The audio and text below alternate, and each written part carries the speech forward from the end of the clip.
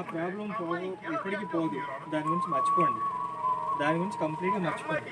మీరు కావాల్సిందంటే ఫుడ్ బాగా తినాలి, నీళ్ళు పడితే 20 నిమిషాలు నడవాలి, ఆహారం బాగా తీసుకొని ఇక్కడ మరి మర్చిపోతే నువ్వు మాకులాగా అందరితో పాటు ఫ్రీగా తిరగలుగుతావు. బెడ్ మీద పడుకొని నా జీవితం అయిపోయింది, నేను తప్పు చేశాను, అది చేశాను, ఇది చేశాను బాధపడాల్సిన అవసరం లేదు. మీరు ఉన్నంత టైంలో మనకేం చేస్తే బాగుంటుంది, నన్ను ఎలా గుర్తుపెట్టుకుంటారు నా కాలనీ అనే ఆలోచనతోనే ఉండండి. అంతేగాని మానసికంగా పెట్టుకోవద్దు. ఈ ఉన్న జబ్బుకి ఎప్పుడైతే బాధపడతామో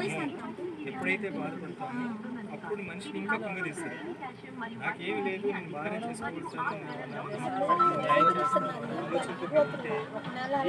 చీకటి కొంత ఒక 2 సంవత్సరాలు మీరు గట్టిగా బలంగా బతకడానికి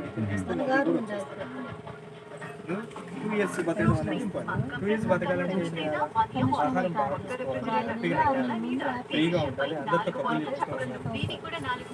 ఓకేనా? ఏం పేరు మీ పేరు? శివయ్య. నేను చెప్పింది గుర్తుంది కదా?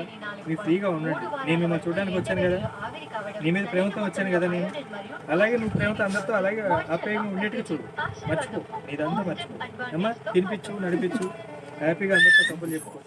ఇవి చూడు. పడుకోవడానికి ప్రయత్నం చేయొద్దు. నిద్ర వస్తేనే పడుకో. బెడ్ మీదకి ఎప్పుడు వెళ్ళాలంటే నిద్ర వస్తేనే పడుకోవాలి, లేకపోతే లేదు. హ్యాపీగా అటు ఇటు. ఓకేనా? చూడనా?